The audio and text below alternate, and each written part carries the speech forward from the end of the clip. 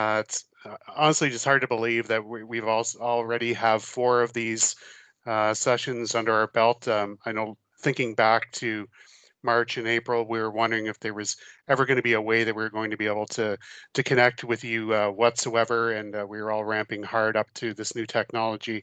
And here we are. We already have 4 done. We're on to our 5th one. Today is a kind of an interesting day because it's also it's also the last day of the first quadmester, and I know in our home we've been having these conversations about it's just unbelievable to think that the first quadmester is also already in our rearview mirror, and Friday starts the second quadmester. I know it was met with so much trepidation, and here we are. We're conquering it and getting by it. And it's sort of kind of exciting to think that we're literally pivoting and making it work. Today is also Friday the 13th, and if you are so inclined and observe this Western superstition based on the Gregorian calendar, you would know, and this is fresh from Trevor's Fountain of Useless Facts file, that this is the 3rd year running we've had 2 Friday the 13th in 1 year. And however, the news for the future is bright. In 2020 and 2021 and 2022, we'll only have 1 Friday the 13th. So the point being, and it also supports my conclusion, that we have yet another reason to rid ourselves of 2020. There you go. Am I not right? So come on. Once again, I'm Trevor. It's great to see you. It's another beautiful, sort of sunny day in the Canada's capital, and another great Friday morning to be together with you. So thanks a lot again for stopping in to say hello. Before I begin, let me start by saying Carleton University acknowledges the location of its campus on the traditional unceded territories of the Algonquin Nation. The agenda for today is an exciting one. I don't remember in my recent memory when we were able to have all of these people in the same room to speak about portfolios and to hear from the Faculty of Engineering Design all in one swipe. So this is an exciting time to hear about some of those things. And the agenda for today will see us start with the sponsor from the Faculty of Engineering Design. We'll roll right through to architecture, information technology in the multimedia design program, and industrial design. So that's sort of how it'll flow here, and it'll be rapid fire. We're just looking for hit points, tips, tricks, FAQs in terms of the portfolio process for you that you can sort of be armed with in your toolkit as you start getting more and more questions from the students about the specifics of the applications. People have their pens, they're applying. So now they're looking to the next things, and a huge next thing for a lot of these design students is that portfolio process. As for the meeting protocol, as per each week, we would ask that feel free to leave your camera off. It's Friday morning. You feel like putting it on, you don't have to. But we would ask that you please mute your microphone if you can, and unless you're looking to ask a question, then you can put up your hand and ask a question, or we found people prefer to use the chat, and we can monitor that as well and try to triage the speakers or the questions between the speakers. So let me now take a moment to introduce our speakers and sponsors for the day. We're pleased to be joined by our sponsor for the forum today, Nikki, who is the Recruitment and First Year Transition Coordinator in the Faculty of Engineering Design. And she is also, incidentally, a graduate from Carleton's Aerospace Engineering program. So welcome, Nikki. We are also pleased to be welcomed by 3 distinguished guests today from the Faculty of Engineering Design. First, from the Israeli School of Architecture and Urbanism, we welcome Johan, who is an Associate Professor and Associate Director of Undergraduate Programs, as well as Chris Jocelyn, who is a Professor and Director of the School housing the Bachelor of Information Technology, and last but not least, Stephen Fields, who's the Undergraduate Program Coordinator for the Bachelor of Industrial Design program. We are also pleased as well and always to be joined by the one and only Jen Sugar, our Director of Admissions. So I'd like to say a big welcome to everybody for joining us today. Hi, Jen. Okay, so let's kick things off with our sponsor for the day. And Nikki, as they say, the floor is yours. Hi, everyone. Thanks for the introduction, Trevor. So like Trevor mentioned, I am a graduate of the aerospace program, so I'm quite familiar with a lot of the things that engineering has to offer. And I help students out once they come to Carleton in their first year.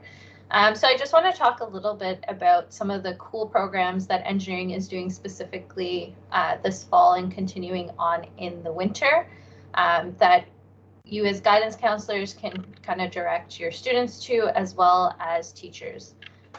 So the first thing, we are doing kind of coffee breaks with our current students. So students can, sign up on our website and speak to somebody who's going through the program, learn how they liked first year, what are the courses like, and get a feel for the different engineering programs we have at Carleton. Students can also book appointments with our faculty members as well. So if they wanted to hear more high-level information about the actual courses, career paths, things like that. Teachers can book presentations with us online. So we've been doing that since the start of the fall semester, and we'll be continuing to do that in through the winter. And we do these for grade 9 to grade 12 classes. So that's just so teachers and students can get a feel of the whole faculty, the programs, admission requirements, and get to know the engineering community. We have a lot of events in the fall. We've been running our Saturday engineering design sessions, which started last week. We have another session tomorrow featuring our Department of Electronics and our Department of Civil and Environmental Engineering. Next week, we'll be featuring our School of Information Technology. We have our architecture open houses, our portfolio days. So definitely, go on our website, check us out, see what we've got to offer, reach out to me. I'll put my email in the chat. If you have any questions kind of related to the faculty, or if you have any students, I'm definitely a great resource to reach out to, as well as, the undergraduate recruitment team.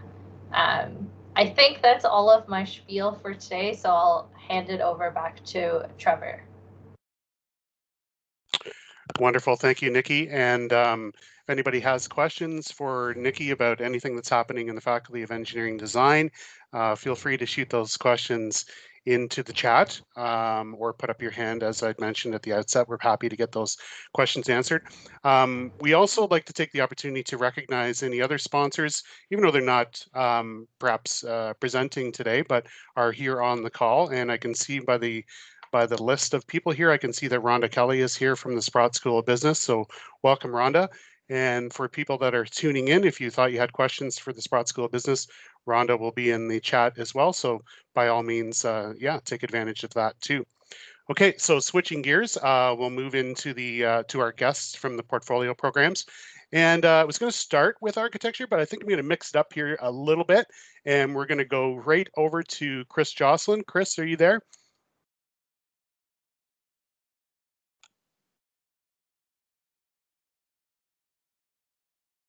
I saw him on the list. Maybe he's having a problem getting his microphone unmuted. How about Stephen? Maybe we'll go to Stephen Fields. Stephen, can you hear me? Yeah, I can hear you. I thought maybe the best thing I do very quickly is just introduce that the School of Industrial Design is, yes, we really do need a portfolio, but we're looking for a varied portfolio. So we're looking for a portfolio that shows the student's process and how they think. So we're not just looking for finished products. We're not looking for them to have, just beautiful paintings. We want to see them how they got to that painting. We want to see how they got into their technical courses, how they may have developed a floor plan, how they may have made some furniture. But we'd love to see their ability to sketch, ideate, visualize, move through the different stages and phases to come up with a product. We want to see some computer work. We like to see computer work. We also really like to see that they're varied, that they would like to work in 3 dimensions, etc. And by seeing that, we can understand that they can look into and solve different problems. Of course, they need to have their grades. They need to have their functions, and they need to have their physics. But and they have to understand that our program is not just a pure design program. Because we're part of the School of Engineering, we do want to see rounded students. We want to see that they can think through problems and assess different issues. We have a variety of different portfolio days that are online this year.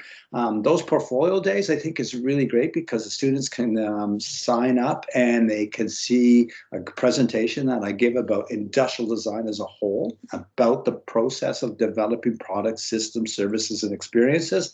But they also get a chance to work with the students. We actually move the students in separate groups, and in that situation, the candidates work with students who have already applied and got into our program. And it's a great process because they get to show their work and they have an interaction with each other. And the development of the portfolio can be based on some sound input from present students at the program. Also, what's really neat is that we actually have all our portfolios, or a lot of our portfolios, online. So the students can look at the portfolios and visualize and go through the different portfolios and see what they may need to do, or maybe what they want to do, and how there's similar work, et cetera, et cetera. It's a really intense program. So the industrial design, like all of our design and engineering programs, it demands time and effort. And we want to see that in the portfolio. We want to see a description, but that they have put time and that their layout and their thought is that. So we want them to demonstrate that they're ready to put the effort into getting into the School of Industrial Design. We get about 250 to 300 portfolios. We have a very, very stringent way that we go through it. We rate the different areas of the portfolio, and we only have positions for 48 to 50 students. So it's a really intense program to get into. But once they get in, they're in. They stay. So, we have a high graduate rate from those numbers. So, I hope that gives you a little bit of an idea. And this is my first time doing this. And I don't know if I'm open to questions or any thoughts, but how's that, Trevor? Is that good? Yeah, I think that seems really good, Stephen. I just wanted to ask you a couple questions Sure. real quick, because I know that we get into this conversation quite a bit with students and counselors offline. And I guess they wonder about what the process looks like in terms of perhaps getting feedback in advance of handing it in. Is there an opportunity to speak with somebody? Can they get feedback after? Maybe if they didn't get in and they thought, well, I didn't get in this time, but I'm going to take another stab at it later, because we do alternate offers to programs. So Yeah. it is possible that a student may get an offer to something else, satisfy some free electives in that year, and then reapply or circle back. So I guess what would you say for those guys? Well, the number one is that these portfolio reviews that we have 3 times a year, I can't remember the exact dates, but it's December 4th and January and February.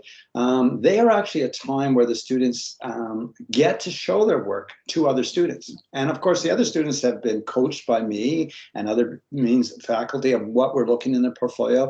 And that's an opportunity for them to develop their portfolio and make it better. And I think it's a great process. We've had students come, and because it's online, we've had students actually in the past come to 2 portfolio sessions because they found the inputs really great.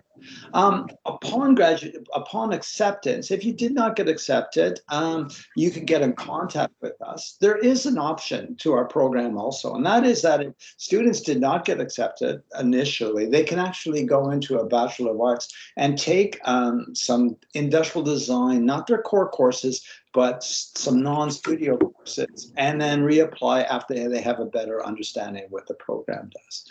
To get a lot of feedback after the portfolios have been presented is difficult because we have quite a few portfolios, but we're willing to, if they were to write to us and discuss different areas, we would try to help them to present better work this time. We also like to talk to students about where they may need to improve their skills and what areas they haven't really identified that they have abilities. And often that is just because they just haven't taken a course or they haven't actually produced something in that manner. So is there a day when you guys all get into a room and you hash it out and have a debate and a conversation and maybe a spirited conversation about who's who, and maybe you have a wait list, or like, how does that work? Oh, so we actually we actually weigh all the portfolios, and it's just not done by one person. It's usually done by 3 or 4 professors. It takes us weeks. It really does. We do not do the portfolio and say, oh, there's a portfolio, there's a portfolio. We actually go through this weighing process. Then we have discussions, and then we weigh them again. We really, really work. So it's not a decision made by one person. It's a decision made by a group of people who feel and these people may have expertise or background or teach courses in different areas. And that's how we just try to make it fair to everyone. So we do go through every portfolio very closely, and like I said, we weigh them on things like creativity and layout, and their working drawings and computer drawings, and showing us their understanding of process or non-understanding of process, that they show that they have creative talents. We go through all these different areas. Quite often the students are they don't have to be convinced that they want to get into your program. Like, they want it bad, and they start to do a deeper dive on percentages. Okay, so let's talk about my chances. What percentage is going to be the portfolio? Of the portfolio, what percentage of it needs to be electronic or drawing? And like, they want to get into the weeds on that. So do you have answers for people that or you try to speak more generally about it? I like to speak more generally about that. So basically, if you showed us that you have great technical drawing skills, and you're able to do great computer, and you've done animations, you've done graphics, and you've done some 3-dimensional work, that's a good consideration. That's a great consideration. If you show a lot of 3-dimensional work, and that you've been in robotics clubs, and you've done a lot of different furniture, maybe design, you've built things, you like to make models, you like to do fashion, you like to do jewelry, that's a really key thing. We'll put that in the grouping. You don't have to be the best artist to get in our program. You have to show that you have artistic abilities, but you don't have to be the best artist. But we do want to, because we use sketching and drawing and visual thinking, we want them to demonstrate that they have those abilities. Very good. Thank you very much again, Stephen. Really appreciate you taking your time. That's very helpful. And we're going to be bringing in Jen Sugar at the end here, because she wants to talk a little bit about, we've been having like a side conversation about reapplying and what that looks like. So we'll get into that later.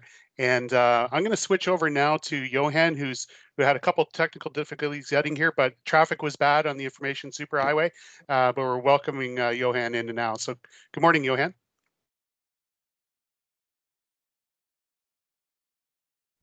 Good morning. Yeah, sorry about that. I'm in rural Saskatchewan right now, and I realized that my authentication key to get into Teams is my home phone number in Ottawa. So right now my phone is ringing off the hook in Ottawa, but I'm not there.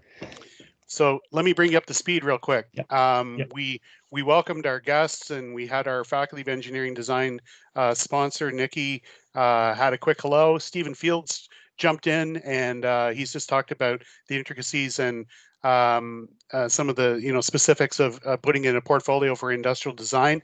And we're just doing a rapid fire here about some of maybe the challenges or some of the things that are most important for students to remember in terms of making that application, because they're making their applications to Carleton now, which is awesome. And now they're like, okay, now I get the portfolio done. Like, what do I got to do here? So maybe you can give them your advice from the top.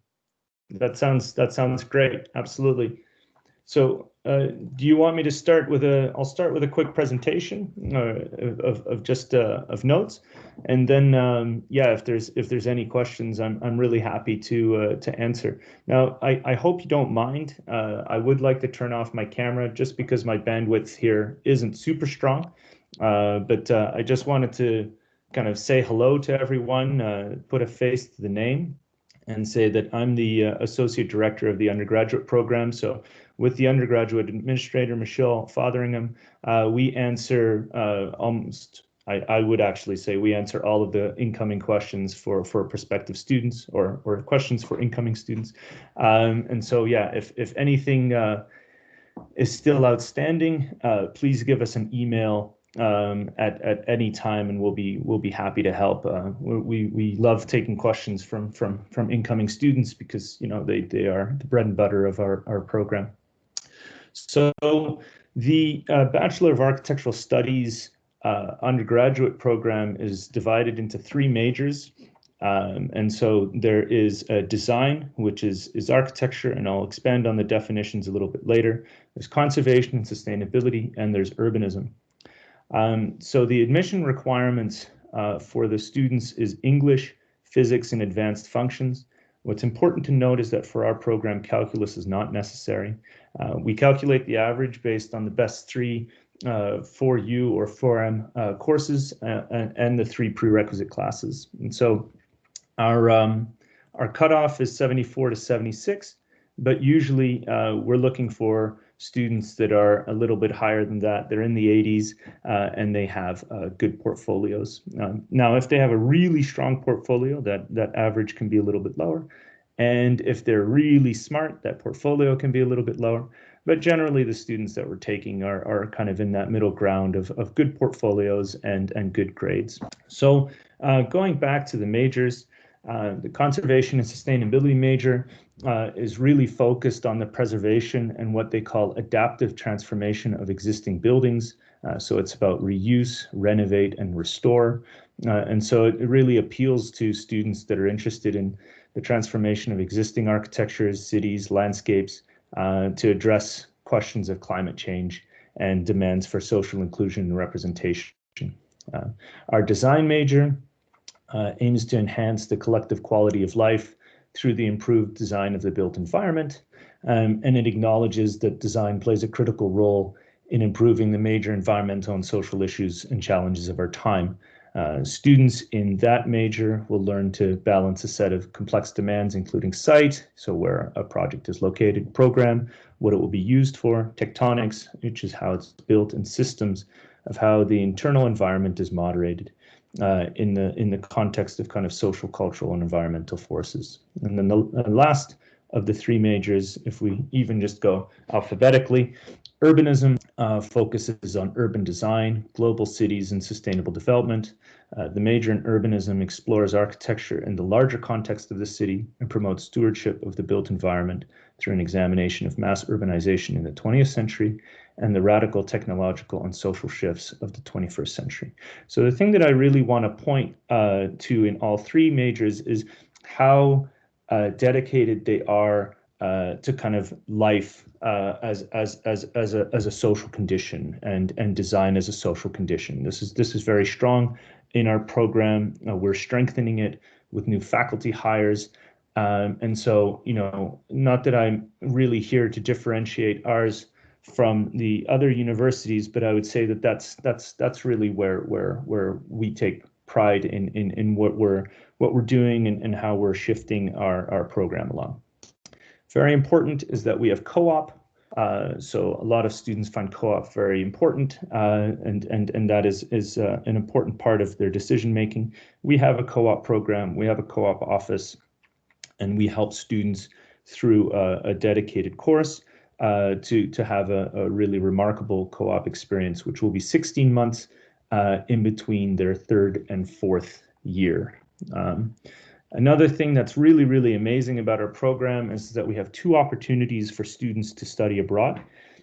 One of them is a directed studies abroad program. This is a really wonderful 10-day study trip that happens in the winter term of 3rd year. Right when winter is getting a little bit long, you go on a fantastic trip. You're meeting local architects, you're seeing remarkable buildings, you're kind of in the tour bus from 8:30 in the morning to 9 at night, but it's collectively a wonderful kind of team building experience too for students that they're all together in this kind of life-changing trip. The other one is international exchange, and that's administered through the International Student Services Office. And this offers the opportunity for students to study their entire winter term at a foreign university.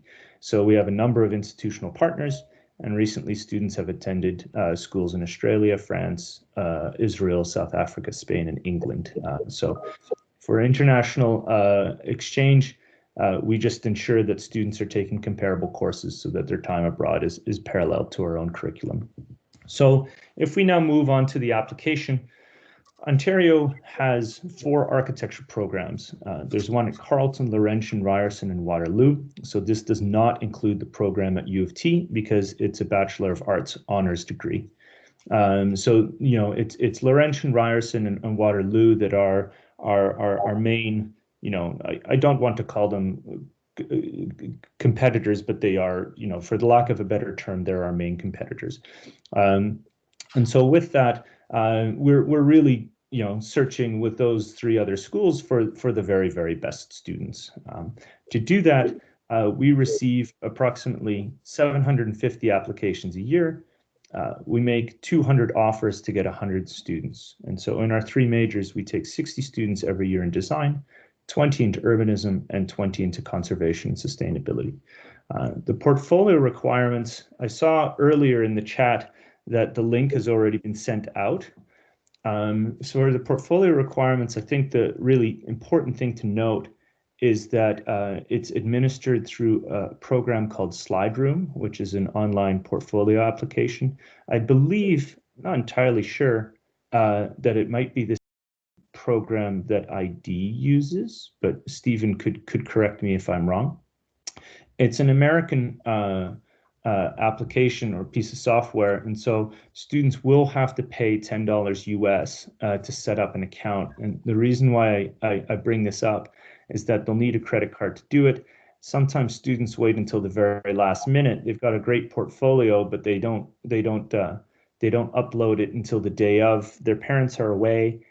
They can't set up the account, and then they have trouble meeting the application deadline. That's become less of a problem in the last couple of years, but it was a big problem for us when we first moved in this direction. So if you are advising your students, you know, just tell them to set up their SlideRoom account nice and early. Once they get in there, they can rank their preferred 2 majors. So they could say, you know, I want to do urbanism first, but if I can't get into the urbanism program, I'd be pretty happy with design as well. And so what's important to note there is that it means they don't have to submit a second portfolio. They only need to make 1 submission to our BAS program, but they do need to let us know which major they're interested in. There's 2 main sections to the portfolio submission. And the first is a writing exercise, and the second is a series of visual exercises. The written exercise is divided into, firstly, an applicant description, which is a series of 3 short questions. And in the second one is a 250 to 300 word essay. The essay has 3 possible themes, and students only need to respond to 1 of the 3 themes. Now, the applicant description questions are really questions to get us to know what you're interested in, who you are, and they're written in such a way that they are kind of speculative. So it's not based on, let's say, past achievement as much as it's based on, you know, future intentions. So this is really an opportunity that if there are students that are applying to us that maybe haven't had the same life opportunities as others, that's perfectly fine. We recognize that you know, many of our applicants come from very different backgrounds, and so the questions are organized in such a way to give everyone an equal opportunity of coming into our program. Now, the visual exercises are determined both by technical skill and creativity in responding to a series of complex themes. So now I'm moving on to what those drawing and visual exercises entail. The first are a set of 4 required drawings. So they're made specifically for our application, and they are unique to our program. And the others are up to 4 optional images. So you could add 1 optional image, you could add 4 optional images. You could not do that at all if you didn't feel it was necessary. The 4 required drawings, students choose them from 6 themes, and they should be advised to select topics that best reflect their interests and their skills. The 4 optional images can be anything, and they can be far more varied. So in the past, we have wonderful contributions of students quilting, making musical instruments, helping birchwood canoes with their dad in their garage. One which was absolutely wonderful was fly fishing lures. We've had lots of, obviously, sculptures, and images of prospective students can also be of them performing, let's say, dance, theater, or music. The only work which is typically not so successful, or stuff that we kind of glance over more than really look at, is if students are taking technical drawing courses, and that they add an image of, let's say, floor plans or kind of an axonometric of a residential house that they've designed. If students are insistent on kind of showing architectural drawing as part of their portfolio, we would suggest that they only use 1 of their optional images to do so, because we're really looking more at kind of other forms of creative work. Now, the kind of the media is a common question of, how should I make these drawings? The first required are more traditional, so they're kind of drawings and paintings, and then the other 4 can be anything. And then the last thing that I'll do is I'll do a quick shout out for Imagine Architecture. If you have students that are grade 10 or 11, and they're interested in our program, but they're not quite sure if it's really what they want to do. In the summer, we have this incredible high school program dedicated for students in grade 10, 11, and 12 that's called Imagine Architecture. They can come to our school for a week. We give them a project. They work with other high school students, and it really is a camp, but where we've realized that most camps are kind of geared towards 8 to 13-year-olds. This is a camp for 15, 16, 17-year-olds to try to figure out architecture, urbanism, or conservation sustainability is what they want to do. All right, that is me steamrolling through our program. So I hope that wasn't too much, but yeah, we can now go through a question and answer if you'd like. One question I just want to pose to you is, I'm actually amazed that we're exactly on time for our agenda. It was we talked at the outside of the superstition of the Gregorian calendar and Friday the 13th and believing in superstitions.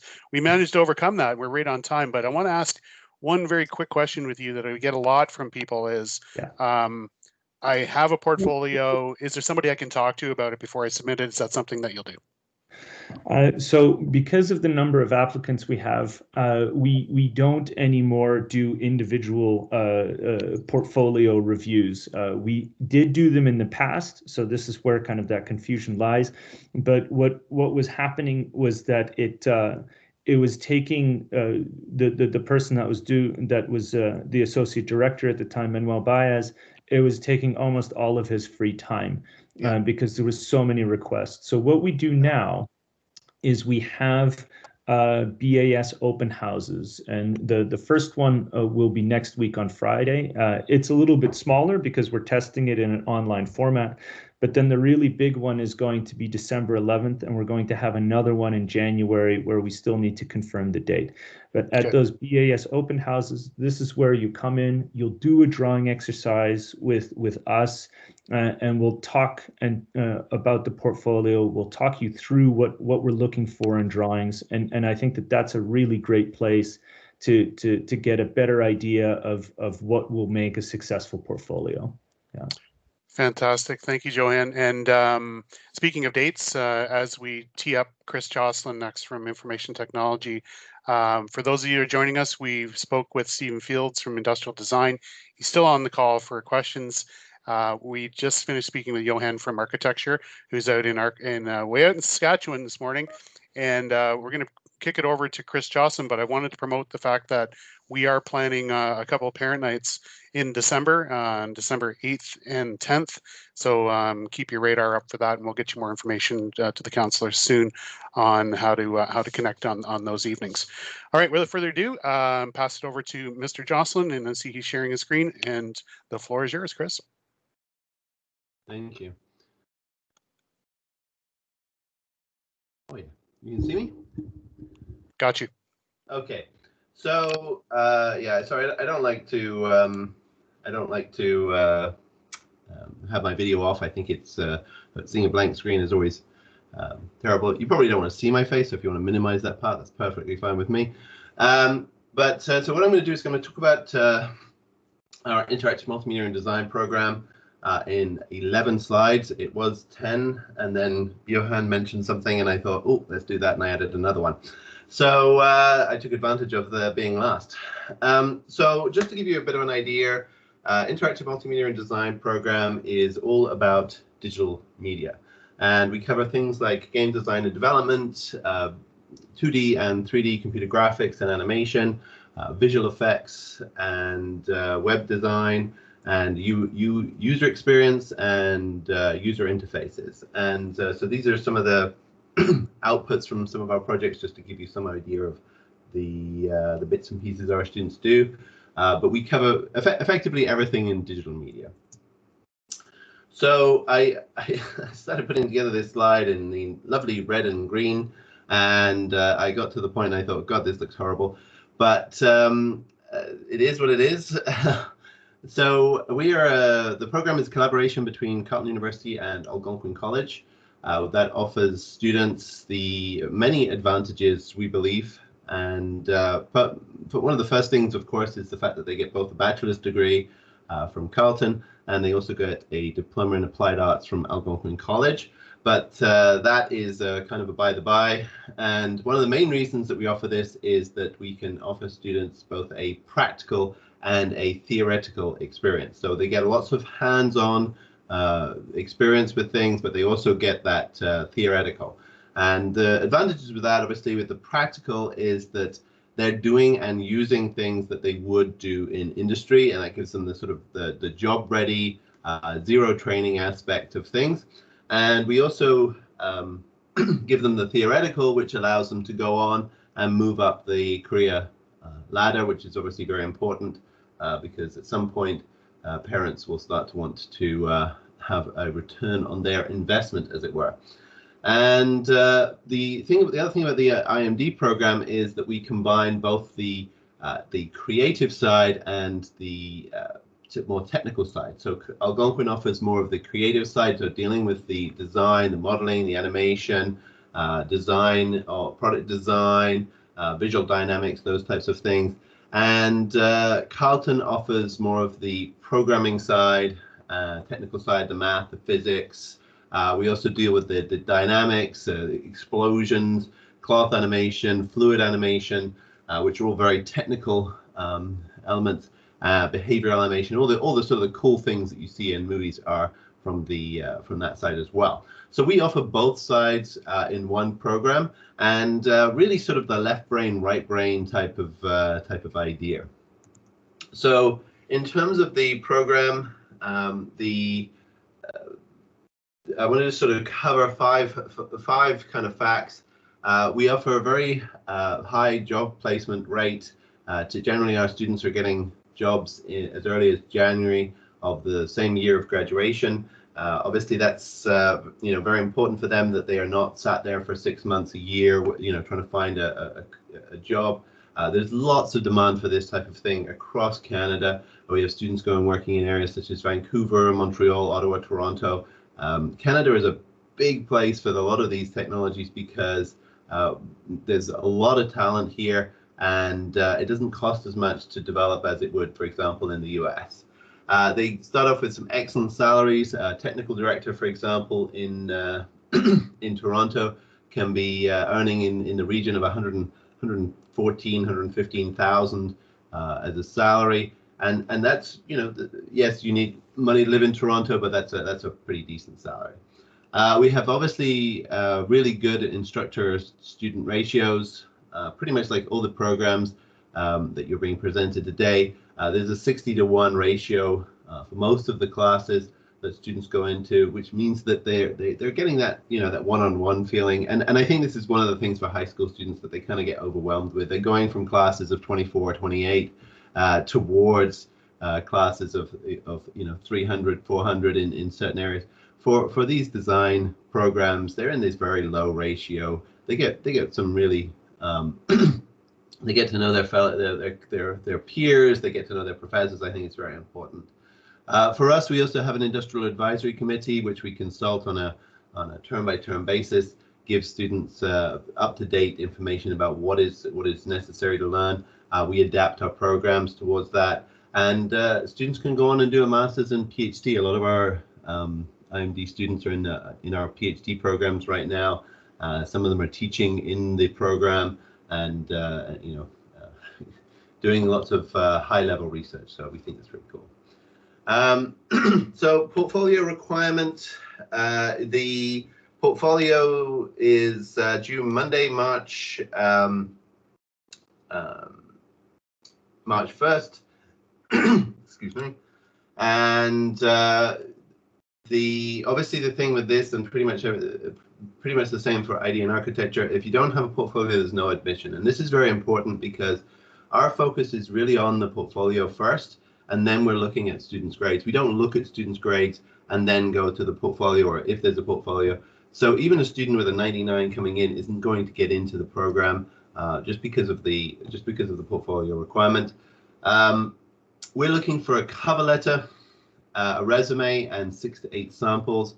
And we're dealing with digital submissions only, a PDF and videos. Now, I do have to make comments about Johan's slide room requirement. We have our own submission system that we run, and there is no $10 to pay.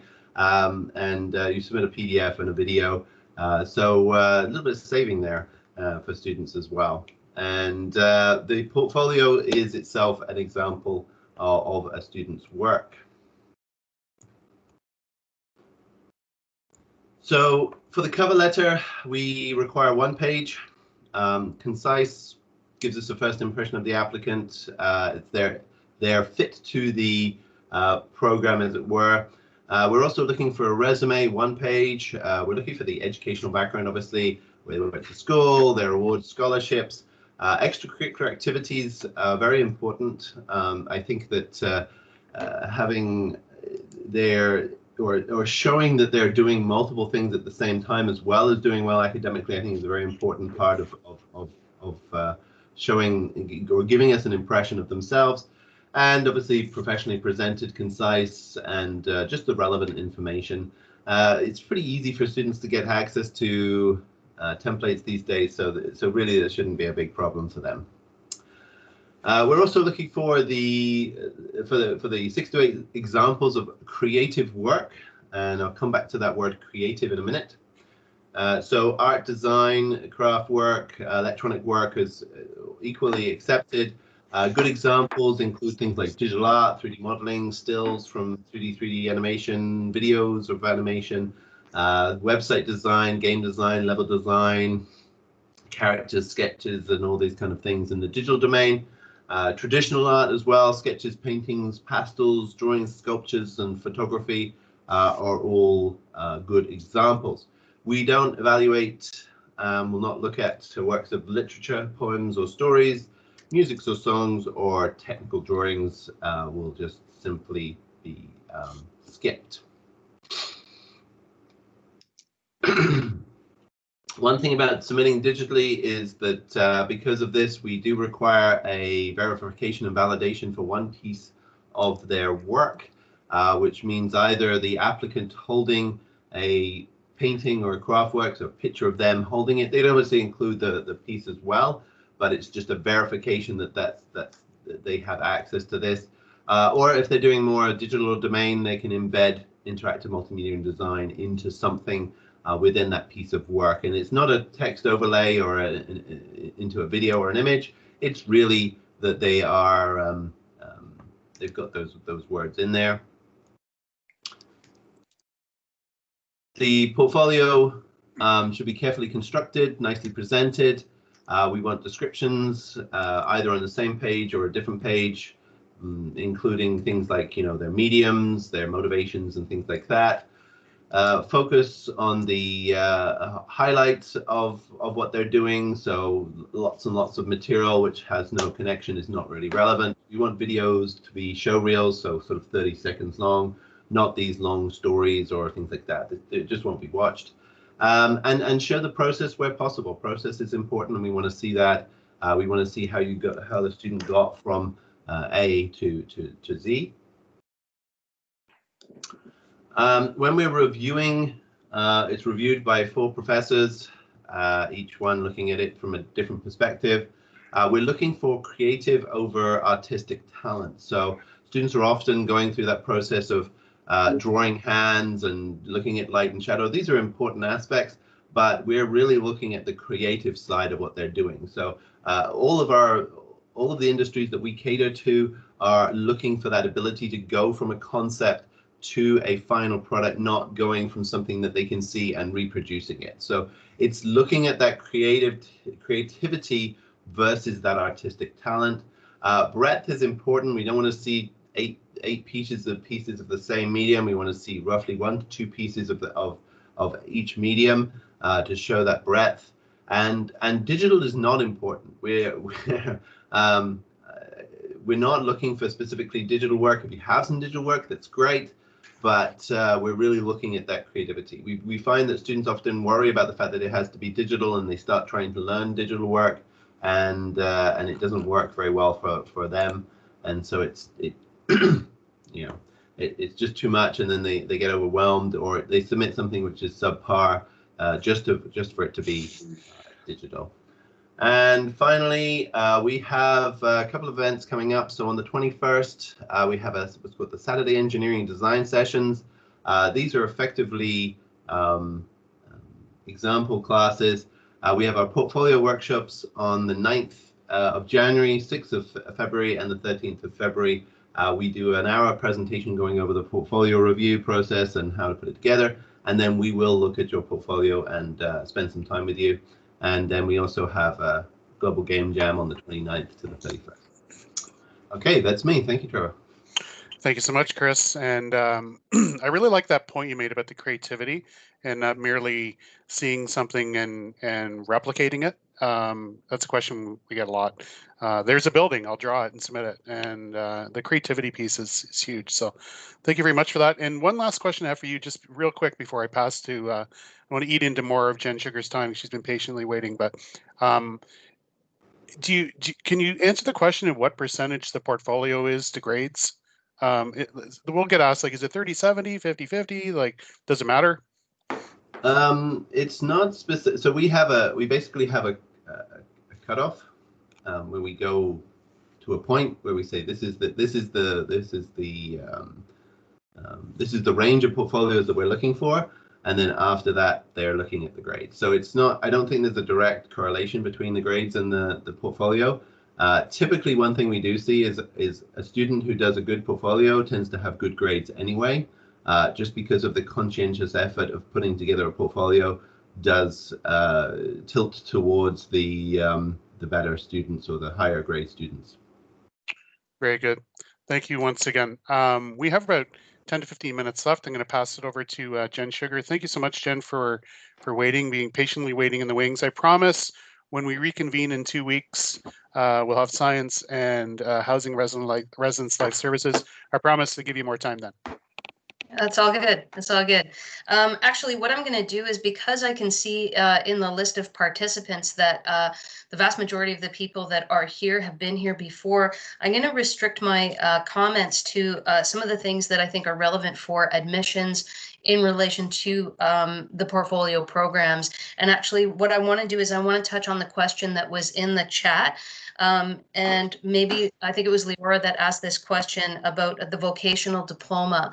And so correct me if I've got this scenario wrong, but the question was, if you have a student that's doing a vocational diploma but has the prerequisites, can they apply as a mature student? And the short answer is no. So a mature student is someone who is at least 2 years out of high school and who has never done any post-secondary studies. And so that student who's currently in high school wouldn't meet that requirement. So what we're looking for is, we're not only looking for just those prerequisites, we'd be looking for the 6 4U4M, including the prerequisites. So I don't know if that answers the full question, or if maybe you have an additional question. As post-secondary, yeah. So, but then the student would need to be out of, the student would still need to be out of high school for 2 years. So that's not really, like, basically what I'm saying is we, in order to admit someone, we need, in this case, in the case of portfolio programs, we need 3 things. We need a basis of admission, which is a way to calculate the admission average, and that's what those 6 4U4M courses are. Then we need the prerequisites, that's the next chunk, and we need the successful portfolio. So in this example, I think what the problem, the stumbling block that we have, is that we have the student who's actually not having a basis of admission, not having a way for us to calculate an admission average. So that's kind of I think the challenge in this example, unless I'm totally missing it, in which case Leora just put something else in the chat and we'll continue to talk about it.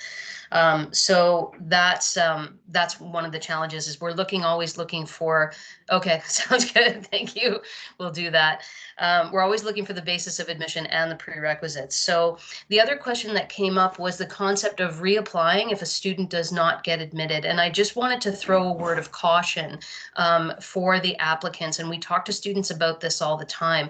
What students need to remember is that if they are not selected for the program, for the portfolio program that they apply to, yes, we will give them an alternate offer of admission. And yes, they can study at Carleton and work on their portfolio for a year and then reapply. But what they need to remember is that in most cases, particularly for architecture and industrial design, when they reapply, they are not reapplying for the same 90 spaces in first year for architecture or the same 48 spaces in first year for industrial design. They're applying for a much smaller group of spaces. And so as a result, it is even more challenging to get in if a student chooses that route. And so what we see sometimes is that instead of doing that, students will choose to continue. They'll return to high school, they'll go back, they'll upgrade their average or upgrade their prerequisites or, study again. And then if they can upgrade their average to get themselves a higher scholarship, that's of value. And then they will reapply again, still as high school students for the following year. And so both are options, but students should just know that they're competing for a much smaller number of spaces. The other thing that I wanted to throw out there is just a reminder to the students that, you've heard each of the 3 speakers this morning talk about the deadlines, whether the portfolio deadlines are March 1st, et cetera. And so students should remember that, of course, they're not going to get decisions before those portfolios are reviewed. And so sometimes what ends up happening is we start sending offers of admission to other programs in January or February, and then these students who apply to these portfolio programs get worried.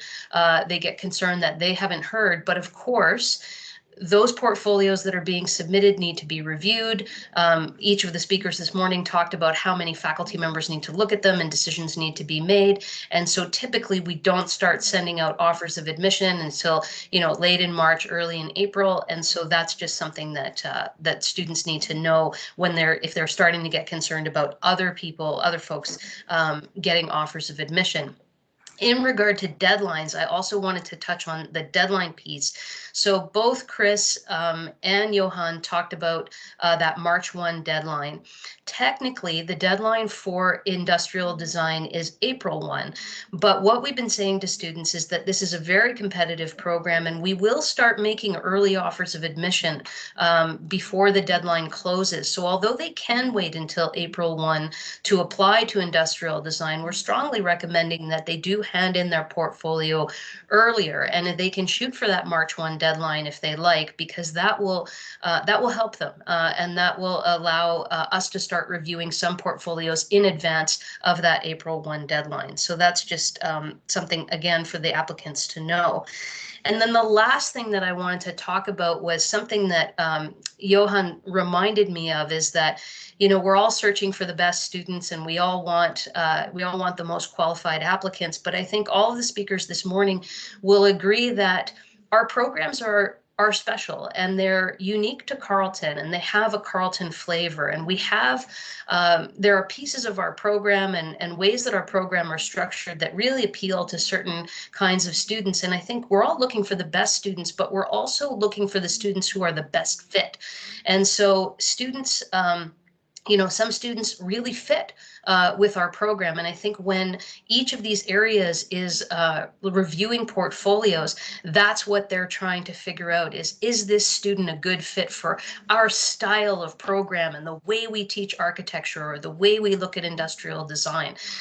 You know, that's really what we're trying to do. And so it's a bit of, you know, in a way, the portfolio is a way for students to be interviewed without us actually chatting with them. It's their part of the interview. And so that's why we encourage students to take their time, you know, take their time with the portfolio, spend the time that it takes to really make sure that the things that they're putting forward for their portfolio don't just respond to the questions that are being asked in the instructions about how to do a portfolio for that particular area, but that the things that they're putting forward reflect them. Because I think that's what Johan and Stephen and Chris have all sort of talked about, is they're trying to get a feel, a sense of the applicant, and the portfolio is the way that we do that. So that is, those are some things that just kind of came to my mind as we were talking this morning. But of course, if you have any other questions about admissions in relation to these portfolio programs, I'm happy to field those as well.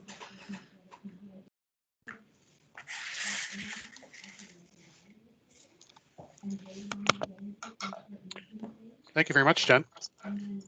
Any questions for Jen, Nikki, Chris, Johan, or Stephen before we come to the top of the hour?